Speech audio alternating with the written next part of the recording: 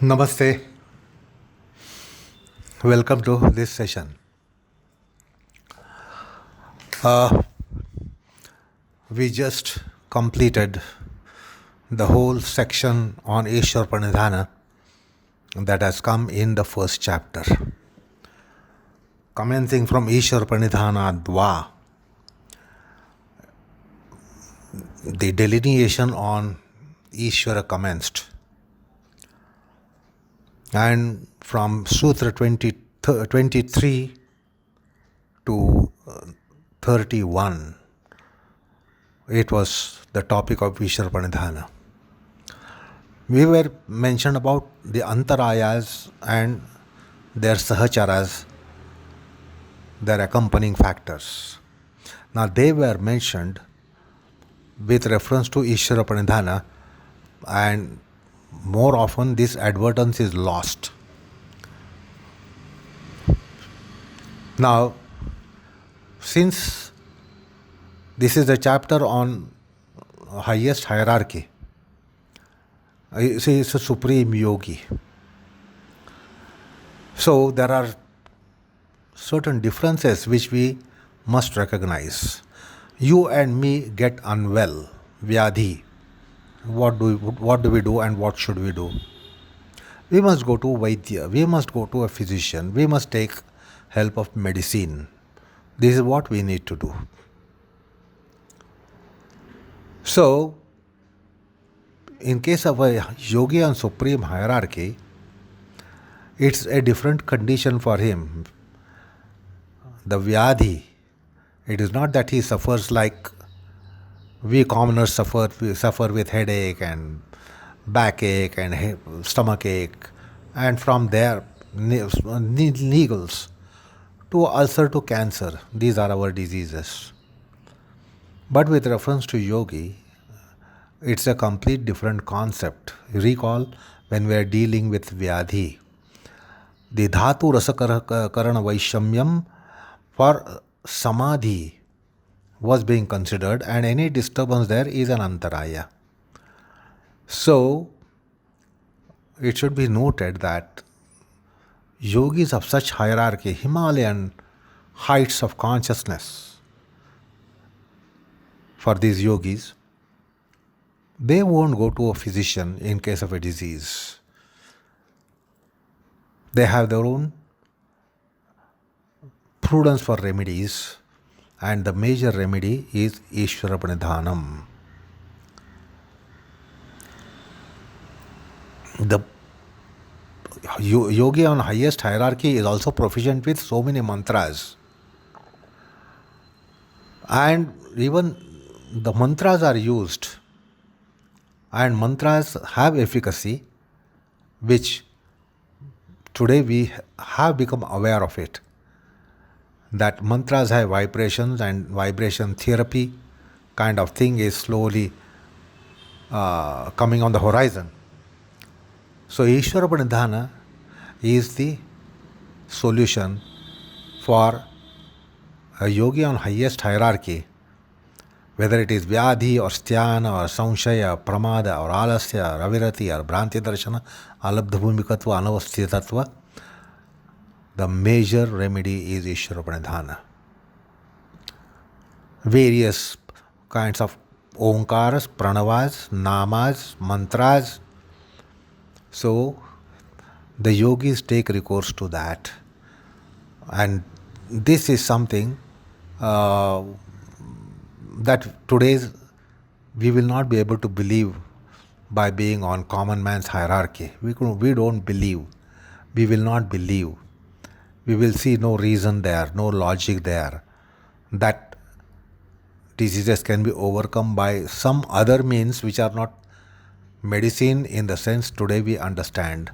Allopathy, homeopathy, Ayurveda, Unani, etc., etc. So, Ishwara Pranidhana is really master key for a yogi on supreme hierarchy. Whereas you and me will have to take medicines, we'll have to take therapies, etc., etc. But alongside, an astika also knows the importance of Devopasana, Ishwaropasana, and Bhagavatopasana, and Bhagavad Bhakti, Ishwara Bhakti. It comes very, very handy for a deistic and theistic person, that he can take recourse to God, Bhagwan, personal deity, and it comes in a big way. So point is, this should not be lost advertence on, that Ishwar Pranidhana should be coming for a practitioner of yoga, even in case of such obstacles coming in the way. And we should take recourse to other things like medicine, etc. The various treatments, etc. But this will definitely boost the efficacy of the measures that we take. Anyway, this advertence should not be lost. Whether we are capable and qualified to be taking recourse to it or not, it depends upon our bhava. And if we do not have that much of bhava, we will have to take all measures. Along with that we can take recourse to Daivi Shaktis. So that is also a point that to be noted. Now, when these obstacles do come, now it has been mentioned that these obstacles can come even to uttama dhikari. Because today we are in condition that we hear, and it's fashionable to to declare by yogis that I don't get any disease, I don't suffer, etc., etc. So the common man has an idea that yogi doesn't suffer, will never suffer. See, there is prarabdha kind of thing, and yogi may not suffer, but he gets it. It is true that yogi do not suffer, but it doesn't mean that yogis do not get whatever kind of disease you and me can get as mortals. So the thing is that we get the disease and we suffer. More often, we suffer disproportionately more than the magnitude of the disease. In case of spiritually inclined and spiritually cultured people, the sufferance would be lesser than the magnitude of the disease. And we should not lose the sight on things like someone like Ramanna Mahrashi, a great saint of almost our time, not too far back, not too far behind, too far back, suffered with tumor. Cancer, tumor, such things did also happen to them, but for them it happened to their bodies and not to them. But for us, if it happens to our body, it happens to us. This is the difference. Ramakrishna Paramhamsa also had such disease, and we know what those diseases did for them. They had to leave the mortal coils. So the point is, obstacles would come to them also. Because today layman might have this kind of a childish belief that yogis don't get any diseases. Yogis don't get any diseases on account of not indulging with overuse, misuse, abuse, and lack of discipline in life, lack of discipline in lifestyle, etc. But destiny, if it has it, and it will have it, and the body will always have it. So the thing is that diseases do occur to yoga practitioners also, but they are not vulnerable to get diseases like a common man would be vulnerable, and is vulnerable because of lack of discipline in lifestyle, lack of temperance and moderation, etc. And then this aspect of misuse, abuse, overuse, disuse, which we consider during Vyadhi.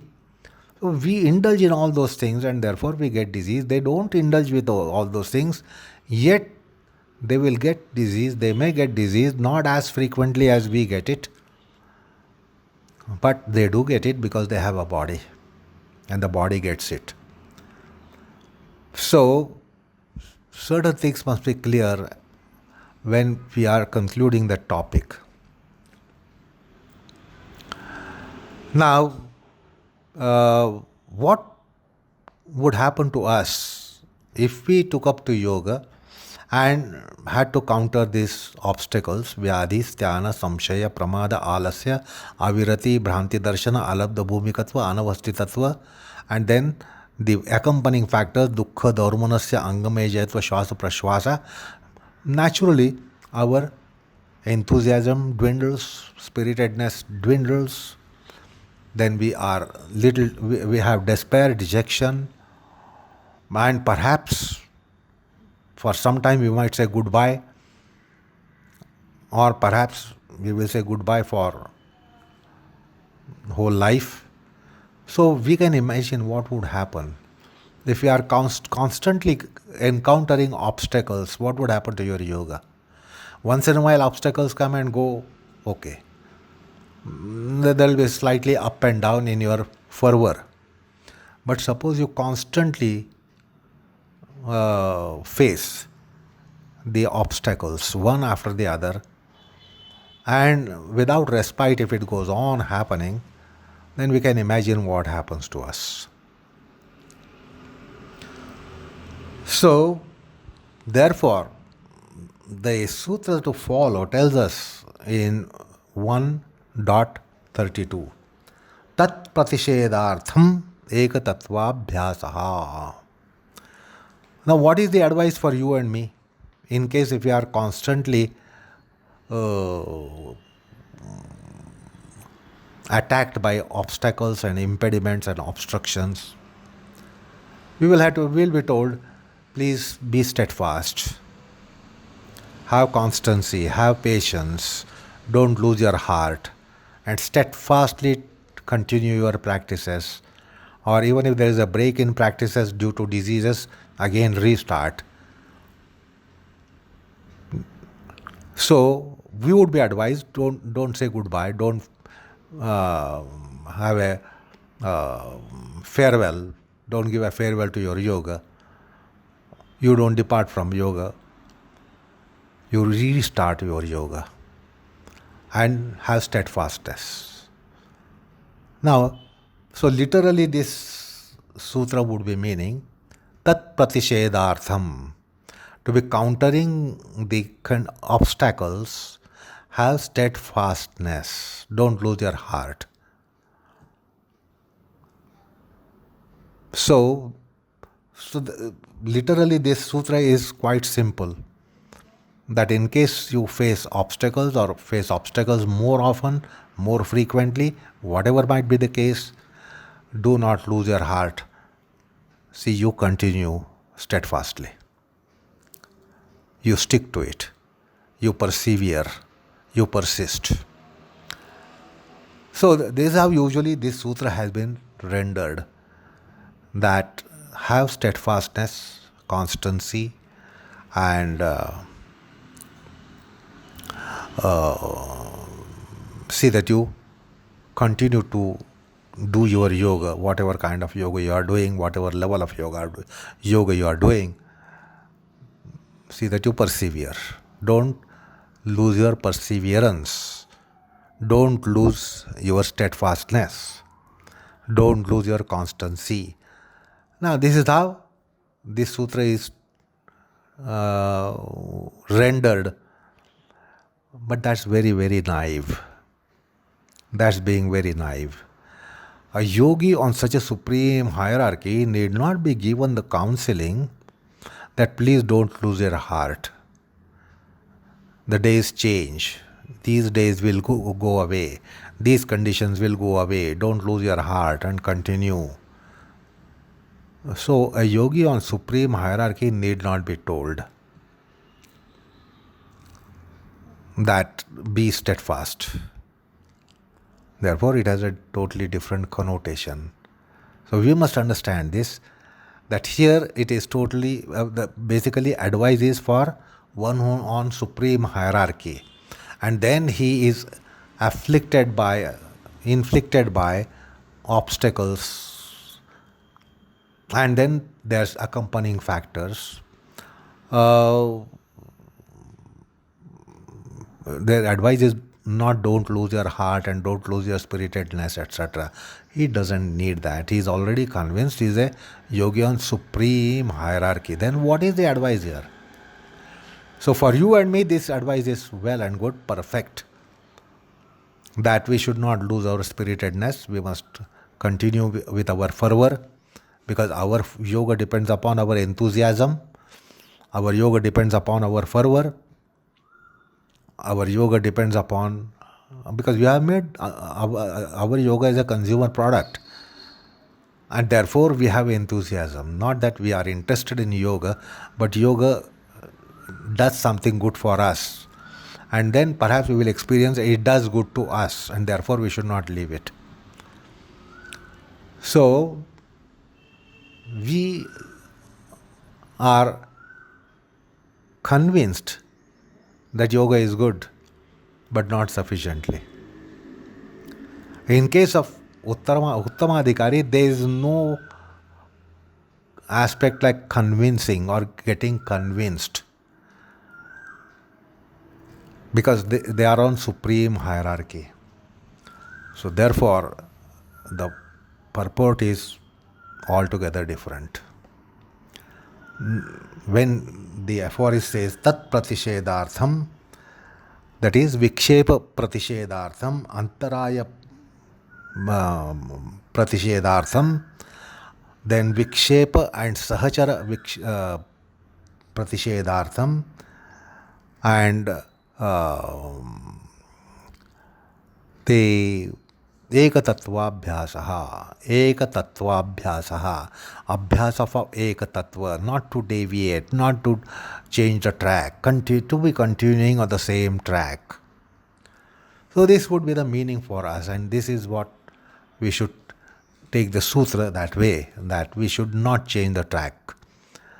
Because today we are used to changing the track. Let me try that, let me try something else. I have tried this sufficiently, let me try something else. So this is what is needed, that we must be steadfastly persevering and not change the tracks. But the background to this sutra is totally different. Now listen to the background. The uttamadhikari in yoga is living yoga. His life is yoga, he is living yoga. So while he is living yoga, karma vashat, prarabdha vashat, he would be countering the obstacles. And prarabdha vashat, either abhyasa vairagya might dwindle. It is possible that sometimes the times are there, the time is not our slave. We are slave of times. So the times change for everyone. So when the times change and there is some kind of depreciation in abhyasa vairagya, even for a yogi, then the antarayas would sneak in. So we should know that these are antarayas with respect to any dwindling in abhyasa vairagya. Because abhyasa vairagya are the means. So when there is slackening in the means, naturally the antagonizers would find a place to sneak in. And therefore abhyasa vairagya must be reinforced. The stronger it is, even if you have bad times, then you will not be impacted by bad times. So, and in case of destiny, yogis also have taken birth. Yogis are also therefore going to have a death. If they are going to have a death, there can be a reason and there will be a cause for the death to occur. So it is not that the disease will not come at all. or any other antaraya will come there, will not come at all. That's not the case. They can come in. So this is because of the inevitable condition that life should end. Any form of antaraya will come in and will slowly take the governing position in our embodiment. So even for a yogi, yogis do die. So prarabdha, karma, prarabdha vashat, karma vashat, these things can happen. Now philosophical background here has to be understood. It is actually philosophically postulated that this is all Maya. The Maya is going to play its games. We are not having any governance on Maya, which is spoken of in Adhyatma, Paramartha and Vedanta and even Sankhya. So the Maya is not under our governance. The Maya is governing us. So we are still under governance of Maya. And what is this Maya? This Maya is something that is existent at the same time not existent. It is Sad, Asad, Sadasad Vilakshana. You can't say it doesn't exist because it shows the effect. But you can't say it is real because it is essentially unreal. So this Maya is something neither real nor unreal. So that means it is true as well as untrue.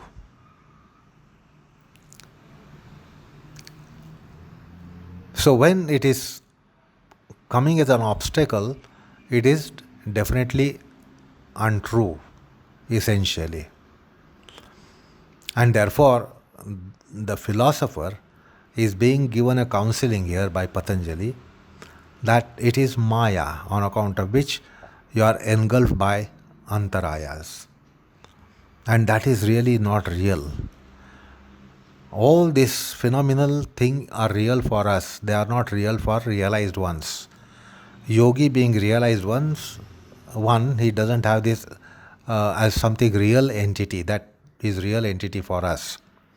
What is real for us is unreal for realized person. And what is real for realized person is unreal for us. Or it is unrealistic real, or realistic unreal, something like that. So, eka tattvam, tattvam. Tattva means something that has metaphysical existence. So we must stick to reality. We should not let loose any grip on reality. We must be in embrace with reality. As a matter of fact, we must further tightly embrace the reality when in difficulties due to obstacles. So that is what is advised to a yogi. Now, if you ask whether such a yogi needs any advice, no, such a yogi really doesn't need advice, but yet Patanjali is the one who can really be advising anyone and everyone. Because Ishvara is one tattva. Ishvara is one tattva, but karma vashat, prarabdha vashat, if there is any slackening in our embrace to reality, then obstacles enter. And therefore, the yogi is told, tighten your embrace. The more you have difficulties, you must tightly embrace the divinity. And see, even when we mortals, when we have difficulties, we take recourse to God more strongly. When we don't have those difficulties, we don't really take recourse to divinity that strongly. But when we are in utterly helpless, hapless, hopeless condition, the magnitude of the word "Oh God" is different. There is artata. If you recall, Bhagavad Gita told about artha, jignasu, arthat, gnani, bhakta. So, there is artata. Our beseech is so strong when we are in utter difficulties. And when in that condition, when you say, "Oh God, you are only my Savior," we have different magnitude of our surrender to God or taking recourse to God.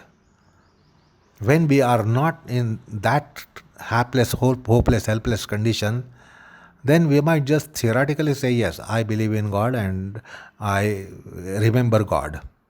But remembering God in difficulties is a different remembrance. Remembering God when you are in supreme and highest agony of death, because many times the death is enormous sorrow. It's called yamayatana.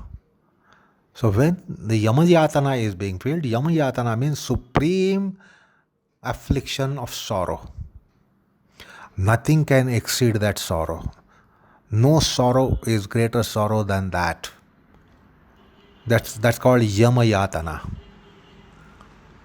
So at that time, we take recourse to God in a greater magnitude. So this always happens that we take recourse to God in higher magnitude when you are in difficulties. The magnitude is lower when we don't have difficulties, and perhaps there is no embrace at all when we are successful. Because then we say, "I am successful, it is my endeavor, my effort gave me success." Anyway, that's human psyche that you can ponder over how it is. The success belongs to me and failures belong to someone else. And if I am saved during my failures and difficulties, it's only God who can help me. When we see that no one else can help us in a particular class of problem, no one can help, we only know that God can help. And then we take recourse to God absolutely. So that is ekatattva. So ekatattva abhyasa means fasten your embrace, tighten your embrace to divinity. Now ekatattva abhyasa. Ekatattva. Tattva means something that is true and real. This is the meaning of tattva. The other meaning by mystic poets, tat means divinity. And when there is a suffix to make the word tattva, like jalatva, bhumitva, balatva. So when that suffix by way of va comes, it shows the profusion, and now, or it says that is the origin. So one of the mystic poet in philosophy says tattva jnanam. Tattva. Tat means that. That means divinity. That divinity means the absolute truth. The only truth and absolute truth. And everything is of his nature. Like in jalatva, the nature itself is water. Agnitva, the nature itself is fire. So, tattva means nature itself is divinity. And that's how the word tattva jnana has come. Tattva is not principle. That is one connotation. Tattva means principle. But tattva means of him, of divinity, of the nature of divinity, of the nature of Bhagavan, of the nature of Ishvara, Ishvaratva, Vishnutva, Shivatva, means it is of the nature of Vishnu and Shiva. So, Ekatattva abhyasa. That means it is postulated that there is truth. Now, here Patanjali for the first time has come into an argumentative mood, because there were philosophers in classical times who did not believe in something true, essential, eternal. So there were philosophers who did not accept anything as eternal. And what is eternal is truth. It is only truth which is eternal, nothing else is eternal. So actually he is countering a philosopher's clan who in earlier times, in classical times, really played havoc in Indian philosophical atmosphere by postulating that there is no Atma, self, in the nature that it is eternal, it is absolute, it is dhruva, immovable, unmoving. So there is nothing like that. Achala, nischala, akshara. So there was a set of philosophers who did not accept something of that nature which is really eternal, birthless, deathless, immutable. And they had philosophy which was floated and very strongly in classical times. So they were called Bauddhas, Shunyavadins. Everything is void. Nothing is there. Then the Kshanavadi, Kshanikavadi, momentarists, nihilists, momentarists. These were strong philosophies which were floating in air in classical times. And they were therefore called heterodox philosophers. They were diametrically opposite to postulations by orthodox Vedic philosophers who accepted Atma, eternity of Atma, immutability of Atma, beginningless and endless condition of Atma. Something that doesn't begin and doesn't end is Atma. So something which is timeless is Atma. Something that is immutable is Atma. And therefore they were Anatmavadins. And they did not believe in any kind of constancy, steadiness, particularly momentarists. The very nomenclature that suggests and tells us that nothing really is eternal. That's why they were called momentarists. Kshanikavadi Bauddhas. So they were very strong kind of opponents to Vedic philosophies. So much so that every Indian philosophy of orthodox class, they all were putting arguments to refute the standpoint of Buddhist philosophers. Let me tell you here, I am not referring to Buddhism. I am not referring to Buddhism, but Buddhist philosophy.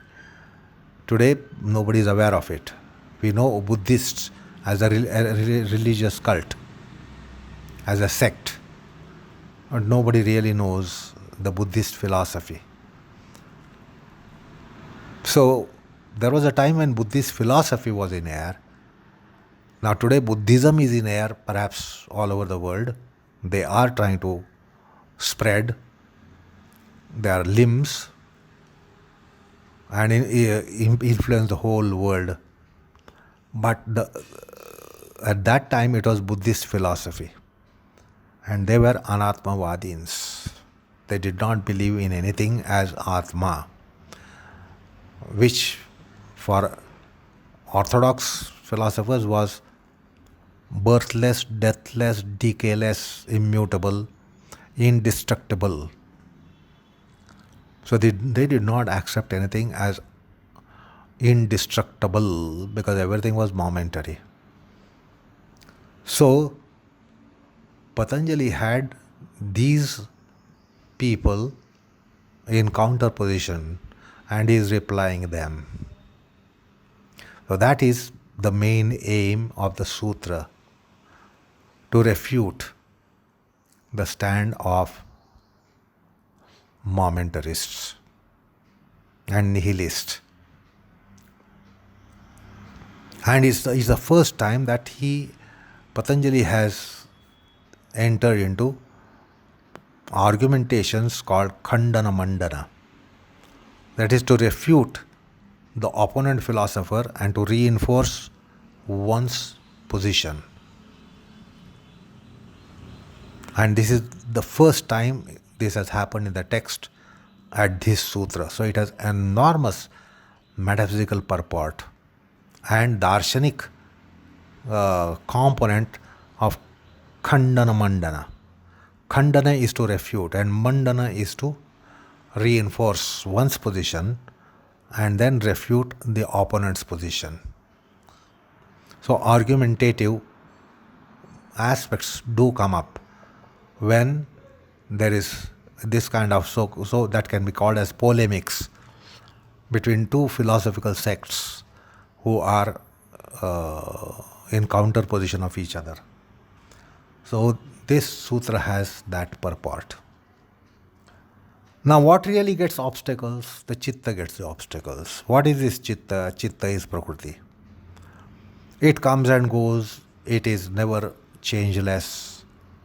It is ever changing. It is fleeting flux. It is getting obstacles. And we in Maya think that is we, and therefore we think these are obstacles to us.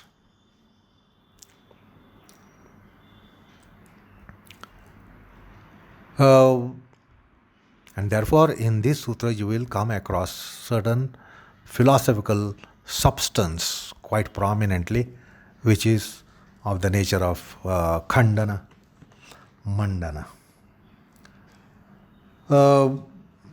Therefore he says, tat pratishedartham eka tattva abhyasaha, abhyasa of eka tattva. Now abhyasa comes in the realm of prakriti. It is effort of the mind to be steadied. The mind is prakriti. But then it should be steadied by taking support to immutable eka tattva. That eka tattva which is immutable. It should try to remain in that gravity of it. So that is why the eka tattva abhyasaha is mentioned, and not as you might come across in most of the interpretations that this is suggestion of steadfastness, constancy, perseverance. But if you look into the Vyasa's commentary, you will come to know that there is much philosophical processes involved in this sutra. And it can be also looked at this sutra in this way that Ishvara Pranidhana has been considered as composite means. It composes of abhyasa and vairagya. That's how Ishvara Pranidhana is in yoga. Now, if that is slightly slackened, then the obstacles, they sneak into you, into the mind, and then occupy the mind and create an obstacle. So, therefore, this Eka Tattva has been considered as Ishvara Tattva.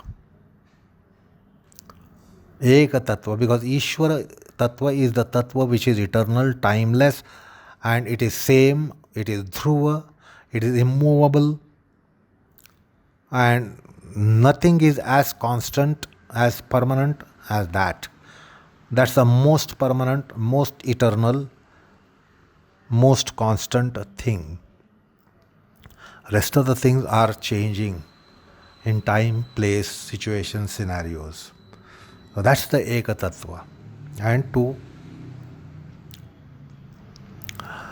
embrace our tighten our embrace for that Eka Tattva is Eka Tattva abhyasa.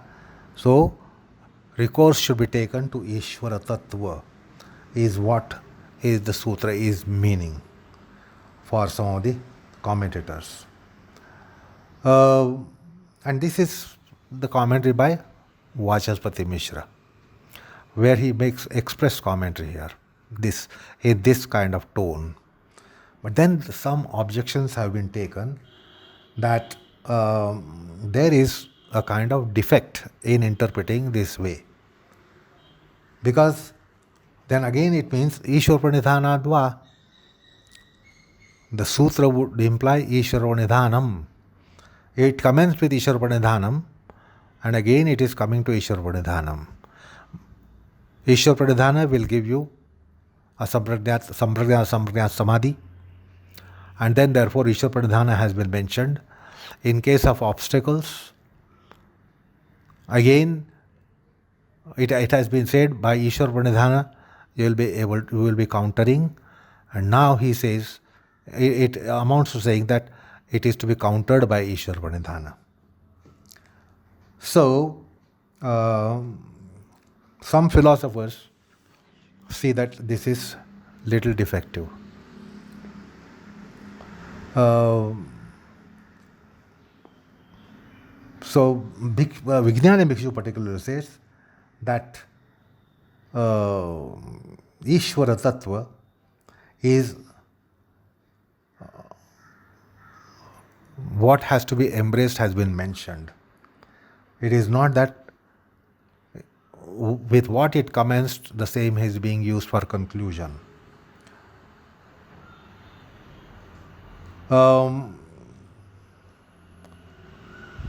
So, here, another commentator says, what Patanjali should say is not an aspect of argumentation for you and me.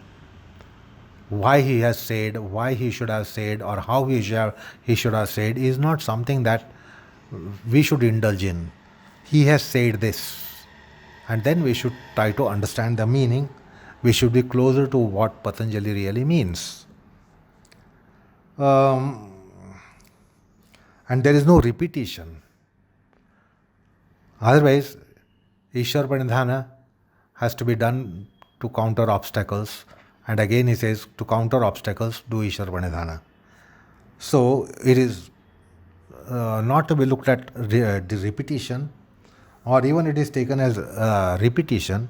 There is something called as Sthuna Nikanana Nyaya. Like we said, tighten the knobs. So tightening the knob is a kind of maxim which is used in philosophies to reinforce a position that has been said. Then it is reiterated. Reiteration is not repetition. So that's how some people come in defense here, saying that it is not repetition, it is reiteration. And reiteration is not repetition. Anyway, let's try to understand what really is the purpose of Patanjali's sutra here. As I told you that he actually has brought in this sutra for some philosophical postulations. And this is for the first time, as I said, philosophical postulation has come up. And before going to that, let me take you to Raja Martanda Bhoja Vritti. Tatve abhyasa punha punarniveshanam karya yad balat pradyudditayam ekagratayam vikshepaha pranasham upayanti. So he says, it is to counter the vikshepas that Ishwar Pranidhana has been reiterated and not repeated. But anyway, as I said, there is a darshanika purport, and none of us, we commoners, are not familiar with this darshanika process, philosophical process. So therefore, many times we feel that this is not relevant to us. But this is part of philosophical process as to why, what is the intention of Patanjali to be saying this. It is totally different intention that so far we said, be constant, have perseverance, don't give up, don't divorce, don't change the track, don't turn your back. This advice is needed for common man who is in mundane gravities. This is definitely not needed for uttama dhikari. But yet, it has come here. See, so I will just make initial kind of comment here today, because we will not go into detail of the purport in this session because it will be too long. Ekatatvabhyasa means to be steadfast. Now there is a philosophical position which says you can never be steadfast, you can never stick, because the time is constantly moving. The time and space are constantly moving. You are always in time and space. And you can never be in the same time and space once again. Understand the philosophical position here? We can never get back to any other previous time space. Once we have gone past it, we have gone past forever. That space and that time will never come back again. Therefore, the chitta really cannot be steadfast. What will it hold? Because what it will hold is in the realm of prakriti and matter, or what you call as thought. So even if the thought is not changing, the time and space will have changed. And therefore, the thought in some nature will have changed. So there can be nothing like steadfastness. So these philosophers had such kind of tenets. So they said that there is nothing like you can be constant. Because even if you are not changing, the earth is moving for axial rotation. You can't stop it. The earth is moving in orbital rotation. You can't stop it. How will you stop yourself in space and time? So therefore, you can never do something of that nature. The eka tattvabhyasaha, sticking to one principle, is really idealistic thinking. There is no reality in it. Because the time and space are ever moving. Where are you holding on to what? So they have this argument here. Now do you see how strong is the argument? Because they are taking recourse to some metaphysical reality that we are always moving in time and space. The time doesn't stop for us. The space is not the same for us. So we are moving in time and space. So there is constant movement. When there is constant movement, there is absurdity in speaking about holding on. What will you hold on? If the what you hold on itself is moving, then what are you holding on to what? So they have this position which in their philosophical tenets, and therefore Patanjali is now going to answer them. So it will be a philosophical matter, terse matter for common man who is just interested in consumeristic yoga. That is, tell me what is good for me. Tell me what is helpful for me. I will only take that from yoga. We are not interested in knowing what yoga is and what reality is. Anyway, we will have to face it as it is part of Yoga Sutra. And therefore, this Yoga Sutra has an enormous philosophical process in it. And that is what we have got to understand.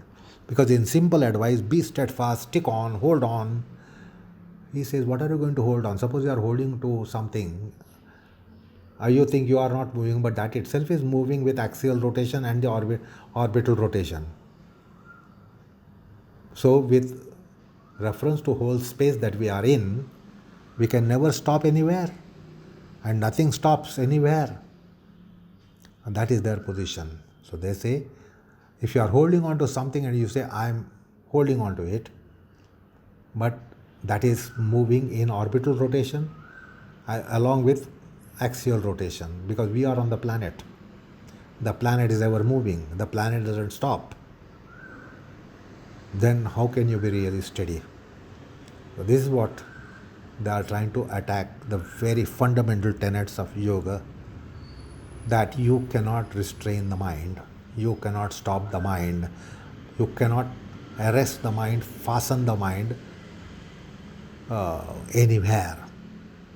And nothing is in this universe that is really static, steady, unmoved. So that's why it is quite an interesting polemic warfare that we are going to face. And to know the Yoga Sutras, we will have to understand this. It's not a question whether you like it or you don't like it. You have to know it. Anyway, so enough for the time being. Namaskar, all of you.